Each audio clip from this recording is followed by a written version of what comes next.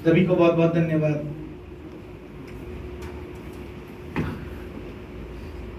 आप लोग मेरे को पहली बार देख रहे होंगे स्टेज पे, लेकिन मैंने अपने आप को एक दिन में कितनी बार देखा है यहाँ पर, आप सोच भी नहीं सकते। मैंने अपने आप को हर रोज सोते हुए, जागते हुए, नहाते हुए, खाते हुए, हर पल यहाँ पर अपने आप को रिकॉग्नाइज किया है। ऐसे नहीं हुआ है, और कोई एक महीने की मेहनत नहीं थी। हमने बहुत टाइम से सोच के इस चीज के लिए काम करना शुरू किया था कि एक दिन सिल्वर होगा। शुरुआत में आपको बताता हूँ बिजनेस कैसे मिला है और मैं किस प्रोफेशन से रहा हूँ। मैंने बहुत तरह की प्राइवेट जॉब करी है। मैं एक न्यूज़पेपर में एज ए प्रेस रिपोर्टर, मैंने उत्तराखंड स्टेट लेवल पे प्रेस रिपोर्टिंग करी है। खुद की अपनी प्लेसमेंट की एजेंसी चलाई है जिसमें मैं जॉब्स लेता था लोगों के लिए। खुद का अपना क्लासिफाइड भी रन किया है, एडवर्टाइजमेंट का पेपर। और अभी हम करंटली अपना फर्नीचर का बिजनेस बिल्ड कर रहे हैं, उसके साथ इसकी को पार्ट टाइम में बिल्ड। जब मैंने बिजनेस देखा था तो मेरे को किसी ने प्लान नहीं दिखाया था, क्योंकि ऑलरेडी मेरे बड़े भाई इसके बिजनेस के अंदर थे और हमारे घर में मीटिंग्स वगैरह होती रहती थी। पैसे थे नहीं ज्वाइन करने के लिए, तो मैं भैया और के लिए पर्सनली प्लान भी करता था और उस बीच में एक बंदे को ज्वाइन भी करा दिया था मैंने। तो ये पता चला कि भाई ज्वाइन नहीं करने के बाद भी कोई बंदा अगर मेरे प्लान से ज्वाइन हो जाता है तो मैं ज्वाइन करूंगा, तो और तो होंगे जाएंगे, है ना। तो पैसे भी नहीं थे। और स्टार्टिंग बताता हूँ आपको बिजनेस हमको कैसे मिला। मेरी सिस्टर की हमने एक जगह शादी करी थी, वहाँ रिलेशन गड़बड़ निकला, वो आदमी ठीक नहीं था, वो घर आ गई। उसको किसी सहेली ने इनवाइट किया कि एक अपॉर्चुनिटी है, इस समय तू घर पे तू देख ले। तो उन्होंने उसको दिखा दी। उसमें बहुत सारे, उसमें टोटल यंग स्टूडेंट थे, उसमें कोई भी मैच्योर एज का आदमी नहीं था, ना लेडी थी। पता नहीं कैसे कैसे वो बिजनेस ऋषिकेश पहुंचा होगा, सर के माध्यम से पहुंचा था वो। और उसने, मेरी बहन ने बोला कि मेरे को कुछ समझ में नहीं आया, जैसे अक्सर लोगों के साथ होता है, पहली बार प्लान देखने के बाद सबको थोड़ी ना समझ में आ जाता है। उसको नहीं आया समझ में, तो उसने बोला मुझको कुछ लिटरेचर दे दो। तो उन्होंने बड़ा एहसान जताते हुए उसको एक कैसेट दे दी। वो कैसेट थी इंद्रजीत जैस्मी की, जो जलंधर से अनमेरिड है, आप लोग जानते होंगे। और वो कैसेट हमारे यहाँ पर चली तो हमको एक चीज समझ में आई कि यार एक बंदे के पास पैसे नहीं थे और वो अपनी माँ की बाली गिरवी रख के इस बिजनेस को स्टार्ट करके 16 महीने में प्लेटिनम चल गया। और उसने बोला व्हाइट कलर की एक कार लेकर आया था, आपने सुना हुआ स्टोरी। 16 महीने में प्लेटिनम चला गया था। फिर भैया और ने ये बिजनेस स्टार्ट कर लिया। दोनों भाइयों ने एक साथ ज्वाइन करा। बीच वाला भाई हमारे बीच में नहीं, अगर वो होता तो शायद अभी एमरल्ड ही होता, क्योंकि वो बहुत मेहनत करता था। तो इन दोनों ने स्टार्ट कर लिया। अब हुआ क्या कि बहुत सारे लोग एक गलती करते हैं, मैं आपको बताता हूँ, प्रैक्टिकली मैंने फील भी करी है। जब डाउनलाइन में कोई बंदा ग्रो कर रहा हो ना, तो आपको खुशी मनानी चाहिए कि आपकी एक सॉलिड लेग तैयार हो रही है। ये खुशी मनाने की बजाय 20-21 लोगों की हवा पूरी तरह से निकल गई और वो गायब होना शुरू हो गए। और हम उस सिचुएशन पे थे कि हमको ये नहीं पता चल रहा था कि हमको राइट गाइड कौन करेगा, कैसे इस बिजनेस को बिल्ड करेंगे। उनसे पूछते थे हमारी बड़ी अपलाइन में कौन है, तो पता तो चल गया था कि राम राकेश जी हैं, लेकिन वो लोग मिलने नहीं देते थे। वो कहते थे जी वो तो बहुत बिजी चल रहे हैं, अभी उनका नंबर का वो बंद हो चुका है, उसमें बात नहीं हो पाएगी, अलाना फलाना। इनका एक सेमिनार आया, भैया अटेंड करने गए। बाथरूम में ऐसे ही बातचीत शुरू हुई, कोई बगल में बंदा खड़ा हुआ था। उन्होंने बोला जी आप किसके ग्रुप से हो? भैया ने बोला जी हम वो राम राकेश जी के ग्रुप से हैं, जो गाजियाबाद से हैं। तो उसने बोला कि मैं सचिन शर्मा जी के ग्रुप से हूँ। तो भैया ने बोला कि उनका नंबर दे दीजिए। तो उन्होंने बोला सचिन शर्मा जी का नंबर है। तो थैंक यू सचिन सर को कि इनकी वजह से राम राकेश जी से हमारा टच बना।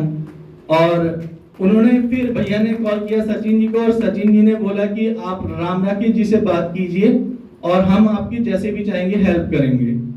फिर राम राकेश जी से बात हुई और राम राकेश जी ने चेक करने के लिए कि ये चलने वाले बंदे भी हैं या खाली ऐसे ही अभी सेमिनार देख के एक्साइटेड होके नंबर पे बात कर रहे हैं। तो राम राकेश जी ने भैया को गाजियाबाद बुलाया। उसके बाद ये उनसे फोन पे बात करके 9% गए। ठीक है, तो ये तो फिर पता चल गया कि अगर एक्टिव ग्रोइंग सिस्टम अपलाइंग के टच में रह के अगर आप इस बिजनेस को बिल्ड कर रहे हो तो सफलता तो निश्चित मिलनी है। ठीक है, तो फिर राम राकेश जी से भी टच आया, और जब मेरे को बिजनेस शुरू करना था तो मेरे पास पैसे ही नहीं थे। बहुत अच्छा लगता था बिजनेस, भैया और गंगोर होटल में ऋषिकेश में घाट रोड पे मीटिंग करते थे, और मेरी ऑफिस में एक हमारे संपादक जी थे, उनको पता नहीं कैसे पता चल गया कि इसके भाई लोग कोई बिजनेस करते हैं और ये भी करने वाला है। वो बंदा उसी दिन टांग अड़ाता था जिस दिन मीटिंग होती थी। वो वीरवार को मेरे को हरिद्वार भेज देता था, देहरादून भेज देता था, लास्ट मोमेंट पे मेरे को ऐसी जगह भेज देता था कि मैं मीटिंग में ही ना पहुंच पाऊं। लेकिन मेरी भी एक जिद रहती थी कि मीटिंग में नहीं पहुंचूंगा तो कोई बात नहीं, प्रॉस्पेक्ट जरूर पहुंचेगा, और सर को पता है पहुंचते थे मेरे प्रॉस्पेक्ट। तो होता ये है कि अगर आप इस बिजनेस के लिए सीरियस है ना, और आप अपने बारे में ये सोच चुके कि यार मैं कर सकता हूँ, तो उसका असर दूसरे लोगों पर ऑटोमेटिक हो जाता है। आप सोच भी नहीं सकते कैसे होता है।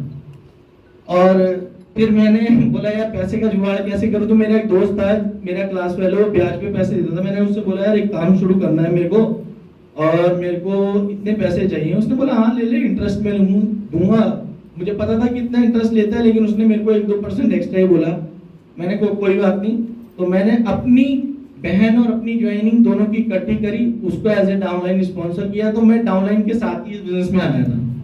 ठीक है, तो पहली लैग थी वो मेरी, उसके बाद वो लैग नहीं थी, वो तो एक स्पॉन्सरिंग होती है, उसको लैग तो मेरे को बाद में पता चला लैग होती क्या है।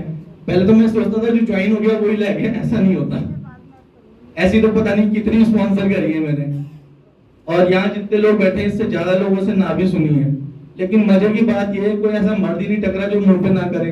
मैं तो बोलता हूँ भाई मुंह पे करके दिखा, मैं बताता हूँ तेरे को बिजनेस क्यों ना कर रहे हो, लेकिन कोई करता ही नहीं है। तो समझ में आती है बात, इसका मतलब इसकी सेल्फ इमेज तो कमजोर है। ऐसे लोग बिजनेस में क्या करना, फिर बिजनेस में आके भी क्या कर लेगा मेरे, जो मेरे मुंह पे ना नहीं कर पा रहा है। तो पीछे कितनी आ रही है, मैं पहली बार पता नहीं है, ये भी पहला एक्सपीरियंस है मेरा। तो उसके बाद मैंने ब्याज पे पैसे लेके स्टार्ट किया, और इस बिजनेस में मैं जब मैंने स्टार्ट किया, जब मैं जॉब करता था तो एक दिन हम लोग रुड़की जा रहे थे और बहुत बारिश हो रही थी। तो मैंने जानबूझ के ना 2 व्हीलर सीखा नहीं था, क्योंकि मेरा बॉस मेरी रेल बनाने पे तुला हुआ था। अगर वो मैं सीख जाता तो मेरे को घर भी नहीं जाने देता रात को, बोलता कि जितेंद्र अब यहाँ चले जाओ वहाँ चले जाओ। तो मैं जानबूझ के बाइक नहीं सीख रहा था। तो एक लड़का मेरे साथ बाइक पे रहता था, वो पूरा उसने रुड़की घूम लिया मेरे साथ सुबह से शाम तक। मेरे ऑफिस में महीने में 4 बार मेरे साथ 4 बार लड़के चेंज होते थे, क्योंकि वो ना मेरे साथ थक जाते थे और रोने लग जाते थे। कहते थे ये बंदा ना खुद आराम करता, ना चलाने वाले को आराम करने देता। जॉब में भी मैंने ऐसे ही काम किया है। तो इस वजह से मेरा बॉस चाहता भी नहीं था कि ये जॉब छोड़े। तो क्या हुआ कि हम बारिश में आ रहे थे, उसकी हिम्मत कहां पर जाके टूटी, जहां मेरे को एक लेग मिलनी थी, और एक पेट्रोल पंप पे आके उसने बाइक रोकी। उसने बोला अब मैं बाइक नहीं चलाऊंगा। मैंने बोला यार 5 किलोमीटर ही तो रह गया, जब तूने 70-80 किलोमीटर चला दिया तो 5 किलोमीटर और चला ले। उसने बोला मैं अब चलाऊंगा ही नहीं किसी भी हाल में। नहीं ठीक है भाई कोई बात नहीं, टेम्पो से जाएंगे। तो उसने बाइक खड़ी करी, तो मैंने बोला किसी को बता तो दें कि किसी के यहाँ बाइक खड़ी कर रहे हैं। तो एक आदमी बैठा हुआ था, ब्राउन सी नीली नीली आंखें, अंग्रेजों जैसी पर्सनैलिटी, गजब की पर्सनैलिटी का आदमी। उनका नाम था SD नैथानी, अभी नहीं है वो बिजनेस में। तो मेरी लैग बने थे। एक सेकंड,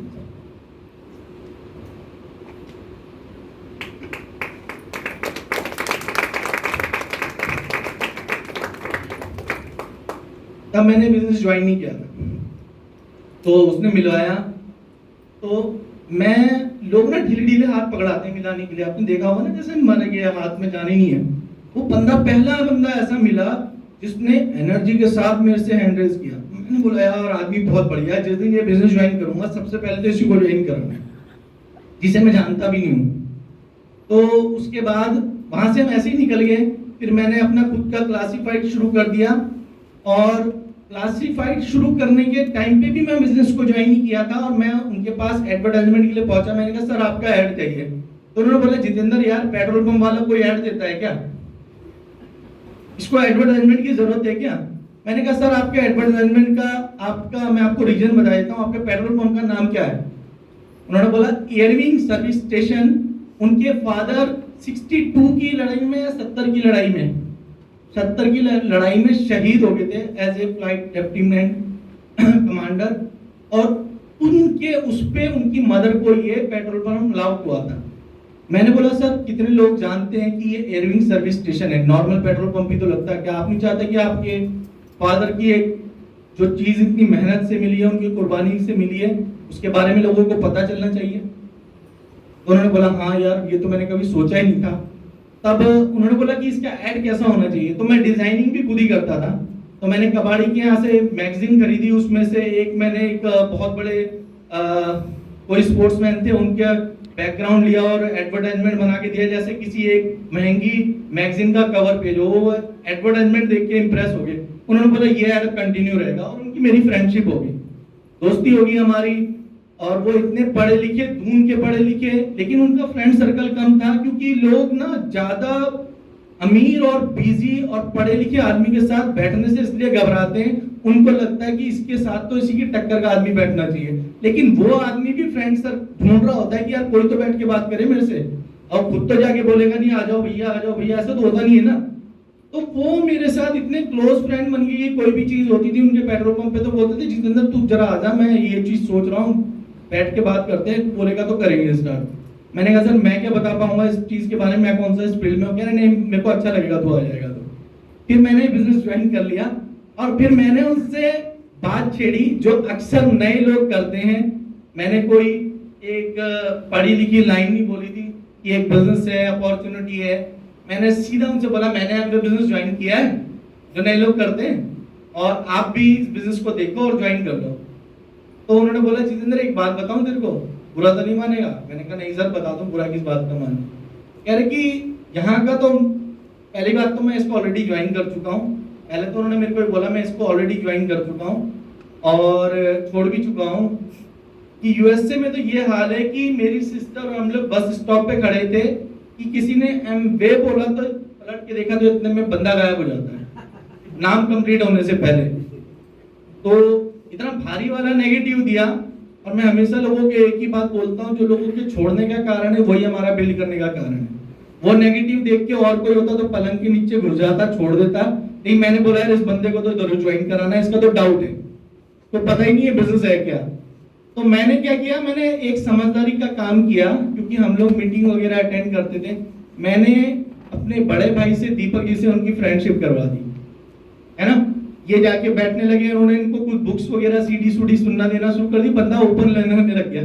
एक बड़ा फंक्शन आया, बुड्ढा ग्राउंड में था, है ना, एक्सपो में, यहाँ वाला अटेंड किया था शायद, यही वाला होगा। तो टिकट था उसका, और आपने ऐसी आज तक ना इनवाइटिंग नहीं सुनी होगी जो उनके साथ हुई थी। तो मैंने बोला कि सर ऐसे ऐसे हम लोग जा रहे हैं और आपने चलना है, इतने का टिकट है, तो आप चल रहे हो? उन्होंने बोला देख जितेंद्र, अगर मेरा सुबह की टाइम पर फोन उठ गया मॉर्निंग में 5 बजे तो समझना मैं नहीं आ रहा हूँ, और अगर फोन नहीं उठा तो समझ लेना मैं आ रहा हूँ। तो मेरा तो दिमाग ही घूम गया, ये आदमी बोल के आ रहा है कि आएगा या नहीं आएगा, तो टोटल कंफ्यूजन वाली कहानी है, ऐसा तो कोई बोलता ही नहीं है। थोड़े अलग थे ना, डिफरेंट टाइप के। तो हम लोगों ने क्या किया, हम गाड़ी में जैसे हम भरते लोगों को हम चल दिए, देखा वो सुबह की टाइम पर हाथ में एक थैली लिए खड़े हुए थे पेट्रोल पंप के सामने, रेडी, चलो मैं चलता हूँ। मैंने बोला यार सर आप ये भी बोले क्लियर की बोले थे मैं चल रहा हूँ, घुमा फिरा के बोल रहे हो। कह रहा मैं तो देखना चाह रहा था कि तुम लोग आ रहे हो कि नहीं आ रहे हो। उन्होंने हम तो आएंगे आप नहीं जाते तो भी जाते हम लोग। तो उन्होंने बिजनेस स्टार्ट किया, और अभी वो दुनिया में नहीं है, लेकिन उन्होंने एक व्यक्ति को स्टार्ट करवाया जिनका नाम है बख्शीश सिंह संधू जी, और वो आर्मी से रिटायर्ड हैं। वो मार्च के महीने में भी उन्होंने भी अपना BFI लेवल कंप्लीट किया है। तो आप सोच भी नहीं सकते लोग आपको कहाँ से मिलेंगे, और उनके साथ बहुत बड़ी टीम ऑर्गेनाइजेशन है। पहली लेग। दूसरी लेग में बताना चाहूँगा, मैं बिजनेस में से मेरा ब्रदर जब एक्सपायर हो गया था तो दिमाग काम ही नहीं कर रहा था, तो मैं होटल की जॉब में चला गया, और मैंने होटल की ऐसी जॉब ली जिसमें मैं रहता भी वहीं था, मैं घर ही नहीं आता था। मेरा किचन था, पर्सनली रूम भी, रिसेप्शन सब कुछ वहीं था। तो फिर उसके बाद राम राकेश जी तो आते थे, मीटिंग भी होती थी, और एक बार मेरे साथ ऐसा हुआ, वो मेरी हरकतों से ही हुआ, मैं बाद में ठंडे दिमाग से सोचा उसको कि मेरे साथ मेरी अपलाइन ने भी हाथ पीछे खींचा मिलाते हुए और डाउनलाइन ने भी, क्योंकि उनको लग रहा था कि यार ये बंदा तो सिस्टम में ही नहीं है। तो जो बंदा सिस्टम में नहीं होता ना, उसको ना डाउनलाइन पसंद करती ना अपलाइन पसंद करती है। मैसेजेस समझ लेना बात है ना, जो सिस्टम में नहीं होता, बोलते हैं यार ये तो बंदा इस समय तो ये बात ही क्या करनी है, इसका दिमाग ही कहीं और जा रहा है।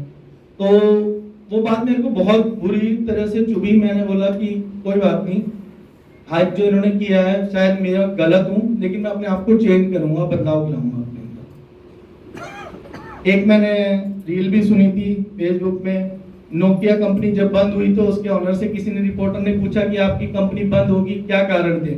उसने बोला 2 कारण थे, एक अपडेट, दूसरा चेंज। हम लोगों ने टाइम के हिसाब से अपडेट नहीं किया और दूसरा हमने चेंज नहीं किया। तो वो चीज मैंने अपने अंदर अप्लाई करी। मैंने बोला मैं चेंज करूंगा, और उस चेंज करने के लिए मेरा जो सोशल फिजिकल सर्कल था उसमें ऑलमोस्ट मैं सभी लोगों को प्रोसेस कर चुका था। ये बहुत सारे लोगों के साथ हो जाता है, जब लिस्ट खत्म हो जाती है तो लोग सोचते हैं बिजनेस बिल्ड कैसे होगा। यही होता है ना कि यार अब तो कोई बात करने के लिए नहीं है। तो ऐसा थोड़ी ना कि लिस्ट खत्म होगी तो लोग खत्म हो गए दुनिया में, वो तो अभी भी है। तो मैंने सोशल मीडिया के थ्रू लोगों से बात करना शुरू करी। तो एक लेडीज से मेरी बात हुई और मैंने उनको बोला कि एक बहुत बड़ी बिजनेस अपॉर्चुनिटी है, आप देखो इसको, और बहुत अच्छा, हमारे ऑलरेडी जान पहचान में कुछ लेडीज इसमें वर्क कर रही हैं। तो उन्होंने बोला कि मैं तो इंटरेस्टेड नहीं हूँ, मेरी बहन से बात कर लो। और उनकी बहन से मैंने बात करी और उन्होंने बोला कि मेरी मम्मी कोकोनट ऑयल यूज करती थी, बहुत अच्छा लगता था मेरे को। तो मैंने बोला तो आप लेते हो या नहीं लेते हो? कह रहे कोई देने आता था सालों पहले, वो आते नहीं इधर, यूज भी बंद हो गया। मैंने बोला अगर आप इसको खुद अपने नंबर पे लेते हो तो पैसा भी बना सकते हो। उन्होंने बोला ऐसा हो सकता है? मैंने बोला हो सकता है। तो मैंने उनको बिजनेस प्लान दिखाया व्हाट्सएप कॉल पर। उस समय जूम वगैरह नहीं था और मैं आसाम नहीं जा सकता था, इसलिए मैंने व्हाट्सएप कॉल पे उनको प्लान दिखाया। वो एक किस्त में नहीं 2 या 3 किस्तों में कंप्लीट हुआ था, क्योंकि कई बार उनका नेटवर्क गोल हो जाता था, कई बार मेरा नेटवर्क गोल हो जाता था। लेकिन मैं पूछता था कहाँ तक समझ में आया था, यहाँ तक आया था तो मुझसे आगे चलते थे। तो वो समझ में आ गया। और पता नहीं जब आपके ड्रीम में आग लगी होती है ना, भगवान आपके लिए परिस्थितियां बनाना शुरू करता है, आप सोच भी नहीं सकते। वो बंदी को मैंने स्पॉन्सर कर दिया और उसके बाद जब मैं ऑर्डर लगाने के लिए वो किया तो पता चला कि उस पिन कोड पे कोई सर्विस है ही नहीं, तो प्रोडक्ट तो जा ही नहीं सकते थे। तो मैंने बोला मैंने ऑनलाइन सर्च करना शुरू किया गूगल में कि नियर अबाउट गुवाहाटी में कोई पिकअप सेंटर है। तो पिकअप सेंटर निकला, वो और उनकी बहन उनकी बड़ी सिस्टर गुवाहाटी में रहती है, वो रहती है एक और दूसरी जगह 50 किलोमीटर दूर, उस जगह का नाम है रामदिया। तो वो आ रही है आवाज सर? मुझे अपनी सुनाई नहीं दे रही थी इसलिए मैंने थोड़ा करीब बताया। तो रामदिया एक जगह थी, वहां से 50 किलोमीटर गुवाहाटी उनकी सिस्टर थी। वो ऐसे ही घूमते हुए टहलते हुए जा रहे थे। उन्होंने बोला, मेरे को उसी टाइम कॉल किया, जितेंद्र जी हमारे घर के सामने एक बड़ा एमवे लिखा हुआ है कॉम्प्लेक्स में, क्या यही एमवे का ऑफिस है? मैंने बोला हाँ यही, अंदर घुस जाओ उसमें। वो गए, उन्होंने 1400 रुपए के प्रोडक्ट परचेज किए। जब वो 1400 रुपए के प्रोडक्ट परचेज करके अपने घर आ रही थी बस से, तो वो भी एक्साइटेड हो गई थी, क्योंकि उसको लगा उसने एक बिजनेस अपॉर्चुनिटी शुरू करी है। वो एक घर के काम करने वाली लेडीज थी, तो उनका लगभग सारा प्रोडक्ट बिक गया। तो उनको बड़ा अच्छा लगा। उन्होंने बोला कि जितेंद्र जी मेरा तो सारा प्रोडक्ट बिक गया। और एक बात और बता दूं आपको, उनको हिंदी नहीं आती थी, हिंदी मैंने सिखाई है। हाँ, वो बहुत अच्छी हिंदी बोलते हैं। लोग बोलते हैं ना एजुकेशन मैटर करती है। अरे भैया, अगर आग लगी हो ना तो दूसरे पे असर हो ही जाता है। राम राकेश जी बोलते हैं जब भट्टी गर्म होती है ना, सूखी लकड़ी के साथ साथ गीली लकड़ियां भी सुलग जाती हैं, ऐसा होता है। ठीक है, तो वो मेरे साथ आज की डेट में बहुत अच्छी हिंदी बोलती है, बल्कि झगड़ा भी अच्छा हिंदी में करना सीखती है। तो उसके बाद बिजनेस स्टार्ट हो गया, उनके साथ काम शुरू हो गया। लेकिन एक टाइम के बाद पता नहीं लोगों के दिमाग में कहां से कौन ये बुद्धि डालता है कि लोगों के क्वेश्चन, लोगों के ना करने के कारण बंदा करने वाला अपनी तरफ से बोलने लग जाता है। अरे तुमने तो बात भी नहीं करी, तुम उसके फालतू के क्वेश्चन मेरे पे दाग रहे हो। लोग इस वजह से मना कर देंगे, लोग इस वजह से मना कर रहे हैं, वो इस वजह से कारण। यार कमाल की बात है, अरे भाई बात करने में जाता क्या, कोई गोली थोड़ी ना मार देगा, गोली मार देगा क्या? मैंने बोला यार कमाल की बात है, चलो कोई बात नहीं। तो लैग रुक गई।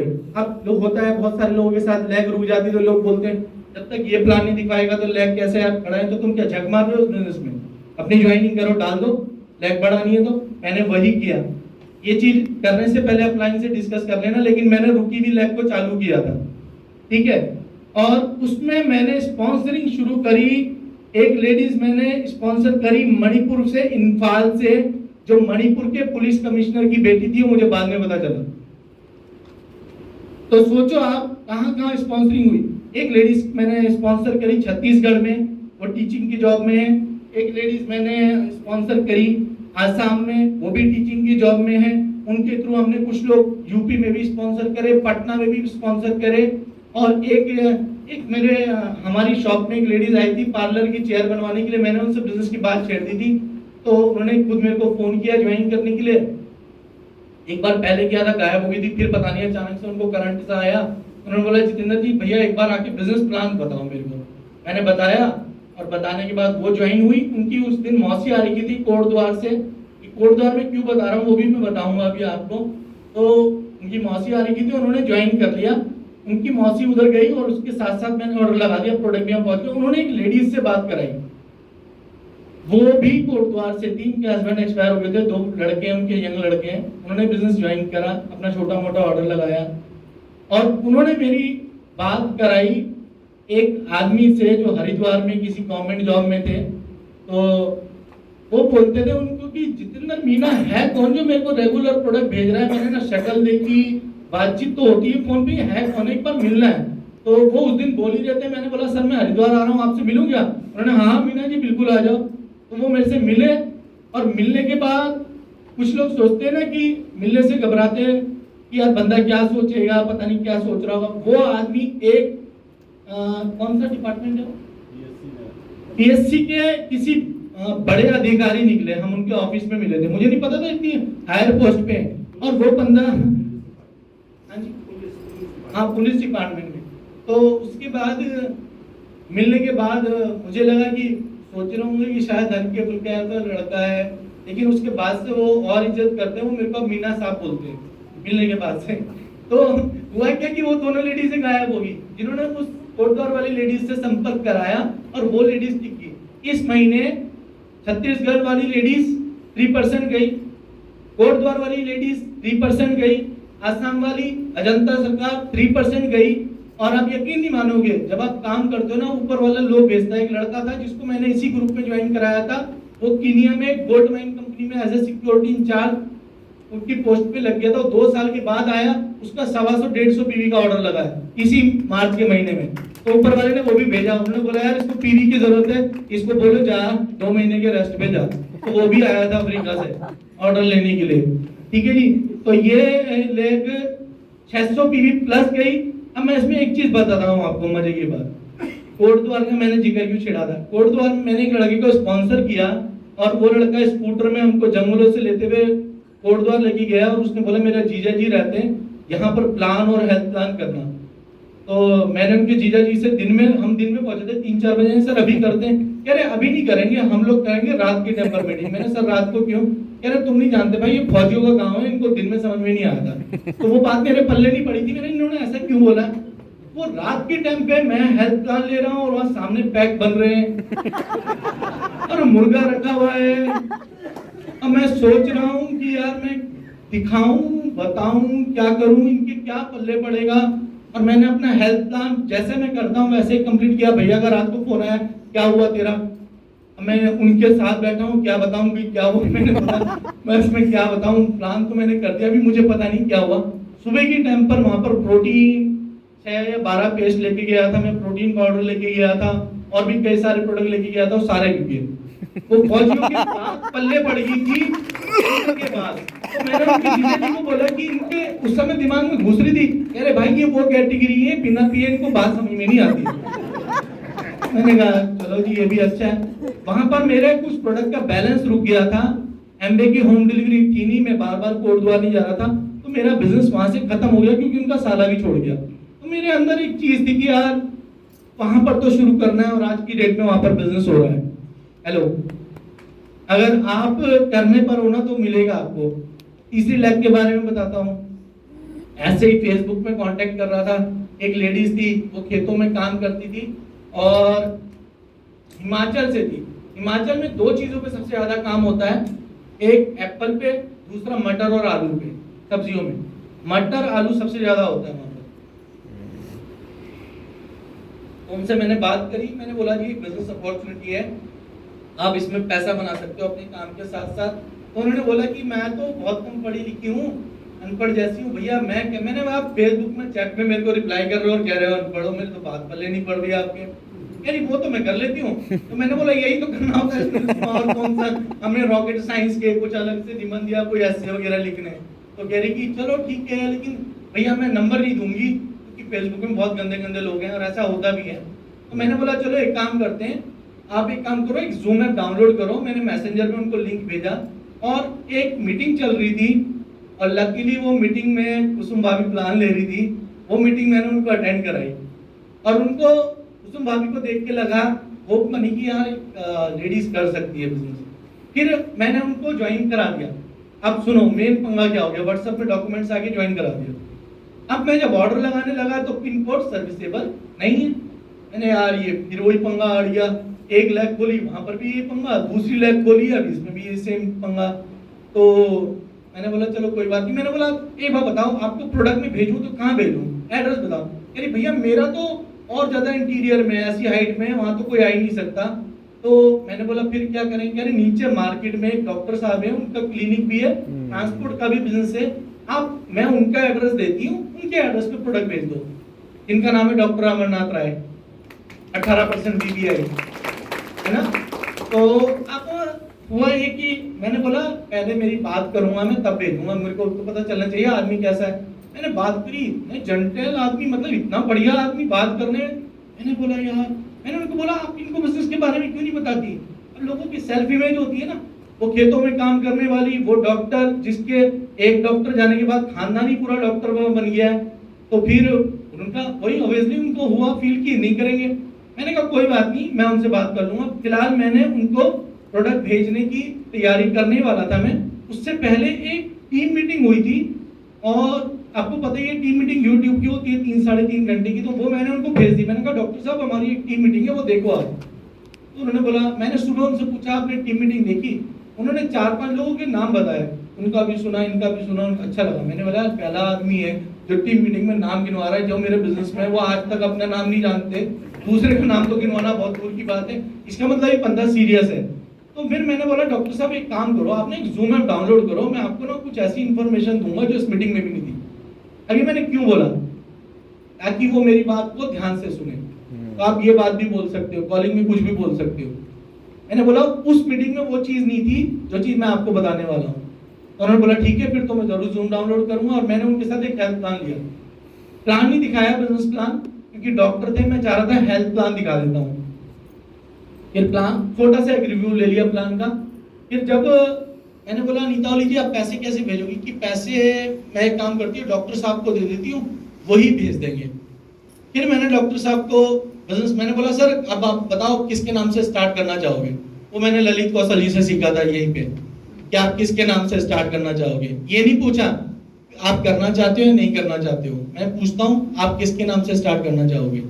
तो ललित जी के लिए जोरदार तालियां होनी चाहिए, ठीक है। तो मैंने उनसे बोला कि क्या बोलते हैं किसके नाम से स्टार्ट करना चाहोगे। तो उन्होंने बोला कि मैंने बोला आपकी वाइफ का नाम। तो उन्होंने बोला क्या जो हस्बैंड वाइफ होते हैं वही कर सकते हैं क्या बिजनेस।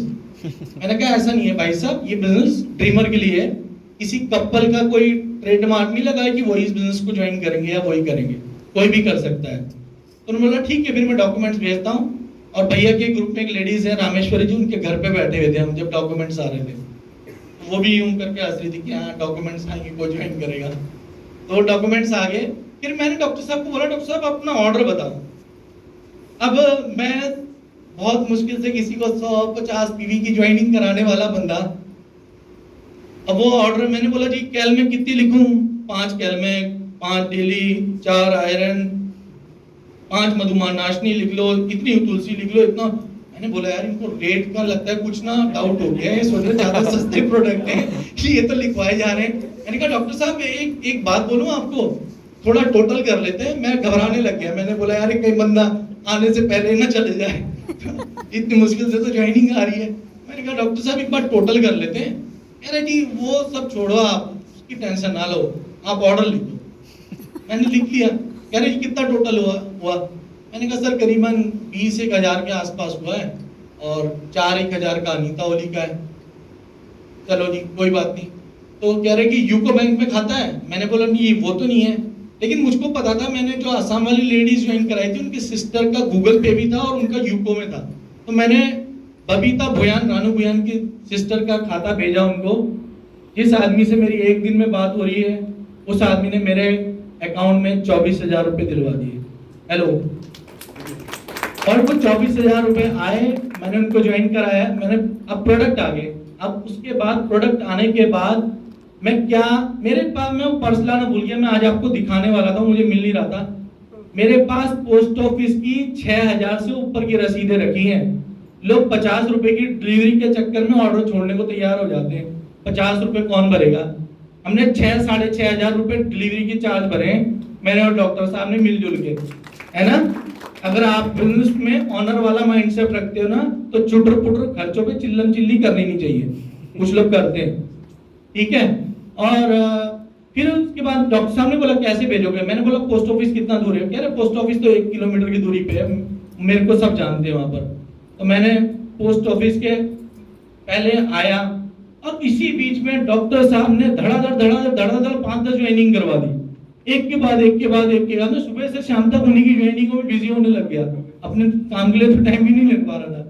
फिर मैं क्या करता था, हर एक बंदे का अलग से पन्नी में ऑर्डर पैक करना, उसका बिल डालना, ऐसे कर करके हम 300-400 रुपए की, 500 रुपए की पेटियां भेजते थे पोस्ट ऑफिस के जरिए। पोस्ट ऑफिस में मैं जब अंदर गया तो इन्होंने बोला कि पोस्ट ऑफिस वालों ने, कोई लिक्विड का माल नहीं होना चाहिए वरना हम भेजेंगे नहीं। तो मैंने बोला जी एक काम करो, आप खोल के देख लो, अगर लिक्विड का होगा तो मत भेजना। बोला ना खोलने वाली बात थोड़ी ना, जब आप बोल रहे हो तो मैंने इतने कॉन्फिडेंस के साथ बोला, उस बंदे ने पेटी को देखा भी नहीं और उसमें सारा लिक्विड का था। फर्क ही नहीं पड़ता इन चीजों से। उसके अंदर आंवला ऑयल थे, कोकोनट ऑयल थे, अपसाइड टी था और भी बहुत सारी चीजें थी, वो लिक्विड वाले ही प्रोडक्ट थे। तो वो स्टार्ट हो गया। उसके बाद मैं पिन कोड के लिए सर से बात करने लग गया, सर पिन कोड एक्टिवेट कराना है, हम बड़ा काम कैसे करें। ऊपर से जो अकाउंट मैनेजर के ऊपर की पोस्ट वाले बंदे वो बोलने लगे यार पहले कुछ करके तो दिखाओ। तो डॉक्टर साहब को हमने फर्स्ट मंथ में करीबन 335 या 40 पीवी से 3% करवाया। तो वो पहले मंथ जो है गुड 3% गए थे, सेकंड मंथ वो 600 कुछ पीवी से 6% गए थे। फिर मैंने उधर रानू भुयान को भी 3% करा दिया था। तो मैंने बात करी और मेरा ना रिप्लाई नहीं आ रहा था। तो एक मीटिंग हो रही थी एमबी की, उसमें चीमा जी ने अपना नंबर दिया, मैंने चीमा जी का नंबर वहां से लेके उनको डायरेक्ट कॉल मिला दिया। मैंने कहा सर मैं बिजनेस कर रहा हूँ, राम राकेश शर्मा जी की टीम से हूँ जो डायमंड है नोएडा से, और मेरे 2 पिन कोड अटके पड़े हैं जिसकी वजह से मेरे को बिजनेस बिल्ड करने में दिक्कत आ रही है। तो उन्होंने एक बंदे से बात कराई, उन्होंने बोला कि मैं इसको जिम्मेदारी ये करवाएगा। उसी महीने वो पिन कोड एक्टिवेट हो गया और वो उस महीने वो पिन कोड एक्टिवेट हुए। और अगर वो पिन कोड एक्टिवेट ना होते तो हम काम ही नहीं कर सकते थे, क्योंकि हमने अप्सा पे काम करना शुरू किया। क्योंकि हिमाचल में एप्पल के एक स्प्रे होता है केमिकल का, वो अप्सा के साथ रिजल्ट ज्यादा अच्छे देता है, तो उस पे काम होना था। वो इतना प्रोडक्ट तो मैं भेज ही नहीं सकता था। लेकिन इस बीच में जब मेरा 15% जा रहा था, मेरा 15% नहीं, हाँ 15% हो गया था, उसी महीने हुआ था। तो उसी महीने हम 15% की तैयारी कर रहे थे बीबीआई की। तो जब बीबीआई की तैयारी कर रहे थे 15% की, तो वो पिन कोड एक्टिवेट हो गए थे और हमने दबा के वहां पर प्रोडक्ट भेजे और डॉक्टर साहब गए 9% बीएफआई। आप लोगों ने रिकॉग्निशन भी देखा होगा उनका, है ना। और रानू भुयान गई थी 6%, वो भी फेसबुक के कांटेक्ट से थी। तो ये 2 नई पिन आई और हमारी जो पहली टीम थी वो तो ऑलरेडी बीएफआई हो ही रही थी, वो भी 12% बीएफआई क्वालिफाई करी थी। संधू जी भी 12% बीएफआई क्वालिफाई करे थे। वो महीना मेरा गया था 15% बीबीआई का, और आपको पता ही है डिजिटल मीटिंग में वो हुआ था। उसके बाद क्या हुआ कि डॉक्टर साहब के अंदर ना 15% बीबीआई जाने की वो लग गई। ऐसा होता है जब आपकी अपलाइन में कोई बंदा ग्रो करता है ना, तो कुछ डाउनलाइन ठंडी होती है, कुछ गर्म होती है। तो गर्म होने वाले लोग ही लीडर है। तो वो गर्म हो गया, उन्होंने बोला कि 15% बीबीआई में कितना पैसा आता है जी। उन्हीं की भाषा में बोल रहा हूँ। मैंने बोला जी पैसा तो बहुत अच्छा खासा आता है, आप चाहो तो मेरे से भी ज्यादा बना सकते हो। और रियल में उन्होंने कम से कम 70-80 हज़ार के आसपास 15% BBI में बनाया था, ठीक है। और अभी भी 18% BBI में उन्होंने 1.25 लाख के आसपास बनाया है। हेलो, ठीक है ना।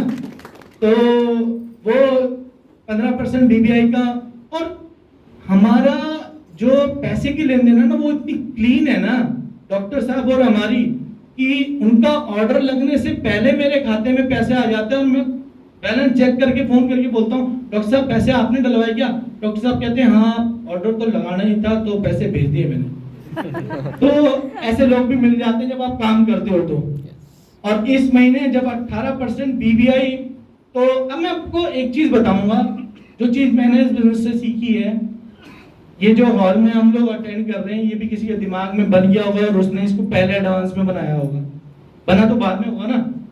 तो ये 18% BBI और सिल्वर मैंने अपना ड्रॉ कर लिया था 1 तारीख को सुबह सुबह मॉर्निंग में, और मैंने ड्रॉ करके राम राकेश जी को भेजा कि सर डॉक्टर अमरनाथ राय 18% BBI, मेरा सिल्वर, ये लेग मेरी इतने में, ये लेग मेरी इतने PV पे।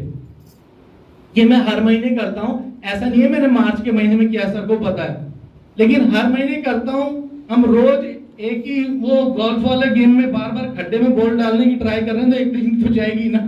ट्राई तो हम 1 साल से कर रहे थे, पिछले साल से, कि 18% BBI उनका होगा और मेरा सिल्वर होगा। ये क्यों हो गया? क्योंकि डॉक्टर अमरनाथ राय और मैंने कोई भी मीटिंग मिस नहीं की है। आप देख सकते हो, एक भी मीटिंग मिस नहीं की है। एक बार डॉक्टर साहब कहीं जा रहे थे और उनका एक्सीडेंट हो गया, मुंह में उनका पूरा जवाड़ा हिल गया था, लिक्विड डाइट पे थे वो बंदा मुंह में कपड़ा बांध के उस समय भी मीटिंग अटेंड कर रहा था। और लोग दूसरे की चोट लगने पे मीटिंग छोड़ देते हैं, बोलते कि वो रिश्तेदारी में किसी की चोट लग गई, हम मीटिंग में नहीं आ पाएंगे। क्यों भैया, नौकरी पे जाना छोड़ दिया, दुकान खोलना बंद कर दी?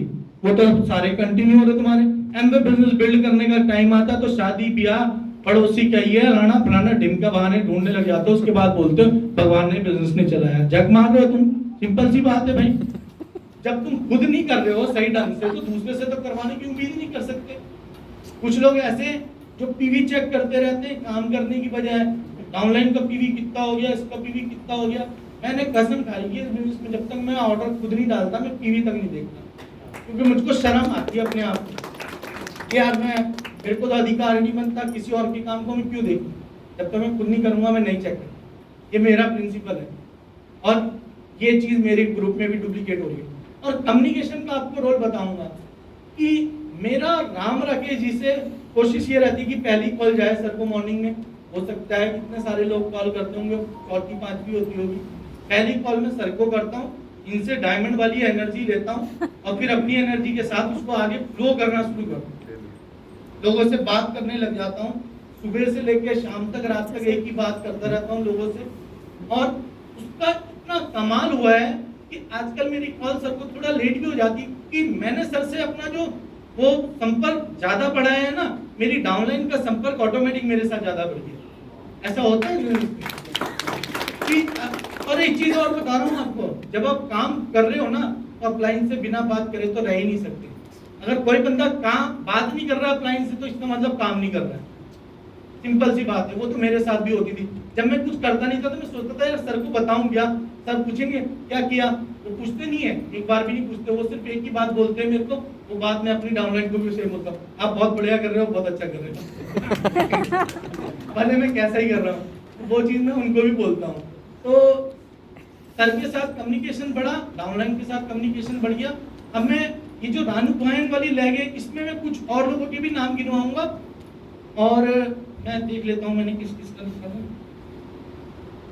ये जो डॉक्टर अमरनाथ जी की लैब है, इसमें इस महीने में मार्च में 5 के आसपास 6% और एक 9% भी आए, और 2-3 3% आए।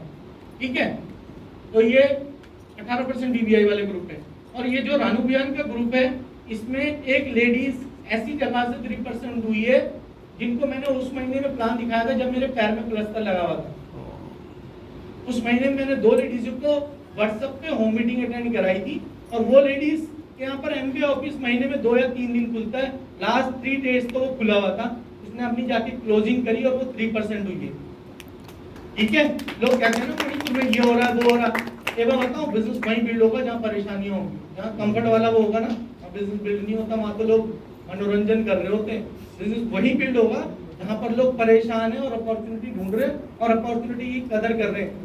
मैं लोगों को मीटिंग याद दिलाता रहता हूँ, आज मीटिंग है, वो लेडीज मुझे कॉल करके बोलती है शुक्रवार की मीटिंग कब है, इस समय है ना, बुधवार की मीटिंग इस समय है ना। उसको मीटिंग की डेट याद रहती है क्योंकि उसके नेटवर्क इतना वीक है, वो जूम पे एंट्री नहीं कर पाती है। जिस दिन रिकॉग्निशन हो रहा था 3% की इधर से मेरे को कॉल कर रही है, उधर से राम राठी जी को कॉल कर रही है और सोच रही है किसी तरह से एंट्री हो जाए, उसका रिकॉग्निशन हो जाए, हो नहीं पाया। तो मैंने उनको एक ही होप दी, मैंने कोई बात नहीं, ये आज की परेशानी है, हो सकता है आगे चल के फिजिकल रिकॉग्निशन भी होंगे आपके हमारे साथ, तो आप उस चीज की टेंशन मत लो। और एक दो चीज और बताऊंगा आपको कि ये जो बिजनेस है मैं क्यों बिल्ड कर रहा हूँ, मेरे रीजन क्या है बिल्ड करने। मैं आपको सिंपल सी बात बताऊं, अगर यहाँ पर जितने लोग बैठे हैं, अगर वो अपनी ड्रीम लिखने बैठेंगे ना, तो किसी का ड्रीम किसी के साथ मैच नहीं करने का, सबके अलग होते हैं। मेरी बहन के अलग होंगे, भाई के अलग होंगे, मम्मी के भी अलग हो सकते हैं, मेरे भी अलग ड्रीम है। कुछ इतने बड़े ड्रीम है कि वो मैं जानबूझ के डिस्कस नहीं करता क्योंकि लोगों को हजम नहीं होते। मैं उतना ही बताता हूँ जितने लोगों को हजम होते हैं। लेकिन एक बात तो है, ये बिजनेस इसीलिए बिल्ड होगा क्योंकि यहाँ पर आपका कोई बॉस तो है नहीं, यहाँ तो काम सिर्फ आपके सपने ही करवाएंगे और कोई तो करवा नहीं सकता, और कोई तो करवा ही नहीं सकता ना। और ईगो बड़ा लोगों के आड़े आता है। मैं भी शुरू में ये बोलता था कि इस बिजनेस में बॉस नहीं है, इस वजह से मैं इस बिजनेस को बिल्ड कर रहा हूँ। लेकिन अगर आप काम कर रहे हो ना, तो किसी न किसी को तो बॉस बनाना पड़ेगा। अगर अपने काम की रिपोर्ट ही नहीं दोगे ना और मिस्टेक हो रही है तो कोई बताने वाला ही नहीं है। मैं राम राठी जी को एक एक चीजें बताता हूँ। अगर जिस समय डॉक्टर साहब का 4000 पे पीवी अटक गया था, तो ऐसा लग रहा था कि अब ये सिमट जाएंगे, और राम राठी जी भी मेरे को ये कह रहे थे चलो कोई बात नहीं, तुम्हारा 18 तो रिपीट हो जाए। लेकिन मैंने ना उस समय दिमाग में जिद बना रखी थी, मैंने बोला था सर करना तो सिल्वर ही है और सिल्वर ही करेंगे। और डॉक्टर साहब के ग्रुप में एक बंदे के 600 650 पीवी होने के चांस थे और मैं नहा रहा था, और 15 तारीख तक ऑफर खत्म हो गए थे, आपको पता है ना। 15 तारीख तक तो हमने चौके छक्के मारे, धक्का ढक क्लोजिंग। अब 15 तारीख के बाद हो गया ऑफर खत्म। अब लोगों के साथ क्या होता है, ऑफर खत्म हो गई जी, आप कैसे पीवी करेंगे, लोग ये तो बोलते हैं ना ऑफर खत्म हो गए। अभी जाम में फंसे हो ट्रैफिक के, हंसते हो तो क्या फ्लाइंग को फोन करते हो कैसे निकलना है बाहर, निकलते हो ना, कुछ इधर से गाड़ी घुमा के निकलोगे या उसको बोलोगे भाई साहब थोड़ी सी साइड दे दो, कुछ ना कुछ जुगाड़ ढूंढते हो। मेरा दिमाग, राम राठी जी ने बोला था कि जितेंद्र अपने दिमाग के घोड़े खोल दो, और घोड़े खोल रखे हैं मैंने, अभी भी नहीं बांधे हैं और वो बांधने ही नहीं है जब तक हमारा लक्ष्य पूरा नहीं होगा। और मैं सोच रहा, मैं नहाते में सोच रहा, मैंने बोला यार क्या करूं, कैसे पीवी बढ़ाऊं, कैसे पीवी बढ़ाऊं। मेरे दिमाग में एक आइडिया आया जो अक्सर आपके मोबाइलों पे आता है ना, आपके लिए एक स्पेशल ऑफर आया है, ये सिर्फ आपके लिए, अगर आपने ले लिया तो आपको ये मिल जाएगा। मैंने अपनी टाइमलाइन में लोगों को कॉल करना शुरू किया, भाई साहब स्पेशल ऑफर आपकी आईडी के लिए है, सबके ऑफर खत्म हो गए पूरे हिमाचल में, सिर्फ आपके लिए ऑफर है, अगर आपने ले लिया तो बढ़िया बात है, नहीं तो लैप्स हो जाएगा। क्या ऑफर है जी? ऑफर क्या था, ट्रेड डिस्काउंट चल रहा था। मैंने वही ऑफर मैंने बता दिया जी, इतना एमआरपी का प्रोडक्ट आपको इतने में मिलेगा। फिर ऑर्डर बनाया, उस बंदे ने 650 पीवी का ऑर्डर लगवा दिया अपना। फिर डॉक्टर साहब का माइंडसेट जो था वो 4000 पीवी से ऊपर निकल गया। अब जब कोई 4 पार कर जाएगा तब तो 18 के बारे में सोचेगा ना। फिर उनको लगने लग गया कि यार हाँ 18 किया जा सकता है। फिर उनका दिमाग दौड़ने लग गया। फिर उन्होंने एक 600 पीवी की एक ज्वाइनिंग डलवाई, एक 300 350 पीवी की डलाई। 6500 पीवी आने के बाद कोई बंदा होगा जो छोड़ देगा। तो 30 तारीख को डॉक्टर साहब मेरे से पहले हमने 18% बीबीआई करवा दिए थे, और उसके बाद मैंने बोला कि अब मैं अपनी लैबों को कंप्लीट करने पे लग जाता हूँ। ये सर ने बोला उनका क्लियर करके उनको शांति से बैठा दो और फिर अपने काम पे लग जाओ। तो ये बिजनेस में मैं आपको एक मैसेज देना चाहता हूँ कि अगर आप डाउनलाइन की पिन के बारे में सोचोगे तभी पिन बदलोगे, वरना बदल नहीं सकते। ये ट्रेडिशनल धंधा नहीं है कि इसकी दुकान बंद करवा दो तो आपकी दुकान चल जाएगी। ये उल्टा धंधा है भैया, चलानी पड़ेगी उसकी दुकान तो आपकी दुकान चलेगी, वरना चलने वाली नहीं है। क्लियर कट बात है। इस बिजनेस में मैक्सिमम लोग ये बेवकूफी करते हैं, अपना पैसा बनाने के चक्कर में डाउनलाइन का लेवल रोक के बैठे रहते हैं। अरे भाई तुम वो महा गलती कर रहे हो जो एक वो नहीं करी थी कि जिस पेड़ में बैठा है उसी में कुल्हाड़ी काट रहा है, मार रहा है जिस डाल पे बैठा है। आप उस बिजनेस के अंदर हो जिसमें आपको लोगों को ऊपर लेकर आना है, आप तो ऑटोमेटिक जाओगे। मैंने 18% डॉक्टर साहब का लिखा, किसी का 6% लिखा, किसी का BFI लिखा, और टोटल में लास्ट में अपना लिखा कि भाई मेरा सिल्वर ऐसे होगा। तो वो ऊपर वाले ने बोला कि यार, ऊपर वाला 3-4 लोग हम लोग काम कर रहे थे, मैं, राम राकेश जी, दीपक जी, और दीपक जी का मैं थैंक्स अदा करना चाहूंगा, मैं भूल जाता हूँ क्योंकि घर वाली कहानी है ना, कि मैं इस बिजनेस में जो टिका हुआ हूँ वो सिर्फ ही सिर्फ इनकी वजह से टिका हुआ हूँ, क्योंकि इन्होंने मेरा नंबर बचा के रखा जिस समय मैं उस अज्ञातवास में जा रखा था, जब बिजनेस से पूरा आउट था। इन्होंने मेरे PCU पे ऑर्डर लगवाए, और आज भी मेरा इनके साथ रोज ही झगड़ा होता है, कोई नई बात है नहीं, वो सबको पता ही है, वो तो हम करेंगे ही करेंगे वो तो होता ही है। और इन्होंने मेरा उस टाइम नंबर बचा के रखा, और ये बोलते रहते थे कि तू लगे रहे, तू बिजनेस शुरू कर ले कर ले कर ले, तेरे एक टीम है, और एक टीम बनानी पड़ेगी तेरे को, तू कर ले शुरू। वो ऐसे ही नहीं करता था मैं। एक दिन हुआ क्या कि मेरी पासबुक बहुत टाइम से खो रखी थी और वो मिल नहीं रही थी, तो इन्होंने बोला अपनी पासबुक तो बनवा ले तू जाके बैंक में। जब मैंने बैंक में एंट्री करवाई तो उसमें 10,000 से ऊपर MBA की एंट्री निकली। मैंने बोला यार MBA से तो पैसा आता है और उससे पहले आप यकीन नहीं मानोगे, मैंने MBA को पैसे के लिए बिल्ड ही नहीं किया था। जब नथानी जी वगैरह स्पॉन्सर हुए थे, वो तो खाली असाइनमेंट में स्पॉन्सर हो गए, उनका तो मुझे पता ही नहीं था कि पैसा बनता कैसे। MBA में मेरे को पैसा निकालना ही नहीं आता था। और फिर मैंने बोला यार इसमें तो पैसा आता है, 10,000 रुपये 200-400 करके आगे, अब मैं इस बिजनेस को पैसा बनाने के लिए बिल्ड करूंगा। और 1 लाख से जब मैं इतने टाइम आउट था, वो मेरी अप्लाइंग राम राकेश जी की हेल्प से और दीपक जी की हेल्प से चली रही थी, मैं उस लाख से पैसा नहीं बना पाता था। तो मैंने अपना स्ट्रक्चर ड्रॉ किया और साइड में 3-4 नए गोले बनाए, और उन पे मैंने लिखा कि ये इस लेवल पे, जब लोग मैंने स्पॉन्सर ही नहीं कर रहे थे, लोग थे ही नहीं, एक सिंगल लेग पे था मैं। और ये मैं इसलिए बता रहा हूँ कि अगर कोई आज एक सिंगल लेग पे बैठा है ना, और वो डिसाइड कर लेता है, तो वो भी अपनी 2-3 चल जाती है, ऐसा होता है। और फिर उसके बाद वो पैसा देखने के बाद, मैं एक चीज आपको पर्सनली शेयर करना चाहूंगा, अगर आप बिजनेस को पैसे के लिए नहीं बिल्ड कर रहे हो ना भाई, तो ये बिल्ड होने वाला नहीं। मैं आपको पहले बता देता हूँ, समाज सेवा अच्छी बात है, अच्छी बड़ी बात है, अच्छी बात है, लेकिन भाई गाड़ी पेट्रोल से चलती है, ये बिजनेस भी पैसे से ही चलेगा। अगर आपकी जेब में कुछ आ नहीं रहा ना, तो आप नीचे किसी को बता भी नहीं सकते पैसा आता है बिजनेस में। हमने स्वाद चख लिया है। मैं डॉक्टर साहब को, मैंने जब BPI का वो लिया तो मैंने बोला इतना बोनस आएगा आपको। फिर अब मैंने 18% का जो उनको पैसा दिखाया, अभी पता है क्या बोल रहे थे वो, अजी मेरा इरादा तो 10 लाख का था, थोड़ा चूक गया बोल रहे थे। मैंने बोला यार कमाल है, ये इतना सोचने लग गए। पैसा आने से बहुत कुछ फर्क पड़ता है। और मैं इसी के साथ अपनी टॉक का एंड करूंगा और यही बोलूंगा कि अगर आपके सपनों में जान है और सही अपलाइन मेंटर आपके साथ हैं, जैसे राम राकेश जी, प्रियंका भाभी जी, जिन्होंने मेरा हर पल हर टाइम साथ दिया है। मेरी ग्रुप में जितनी भी लेडीज हैं, वो प्रियंका भाभी जी से मैंने सबकी मीटिंग करवाई है, तो आप भी करवा लेना अगर किसी ने नहीं करवाई है तो, क्योंकि वो टिकेंगी तभी जब किसी और अपलाइन से आप बात कराओगे। अगर आप सिंगल खुद ही तीर मारने में लगे हुए हो, तो हो सकता है कुछ टाइम के बाद आपकी बातें भी सुनना लोग बंद कर दें। तो 1-2 लोग बीच में जरूर होने चाहिए, क्योंकि कभी आपसे किसी बात पे कहा सुनी होगी तो दूसरे बंदे से बात करने का ऑप्शन खुला होना चाहिए। और इसके साथ मैं यही एंड करूंगा, और मेरा जो नेक्स्ट गोल है वो नई दूसरी पिन है। Thank you sir.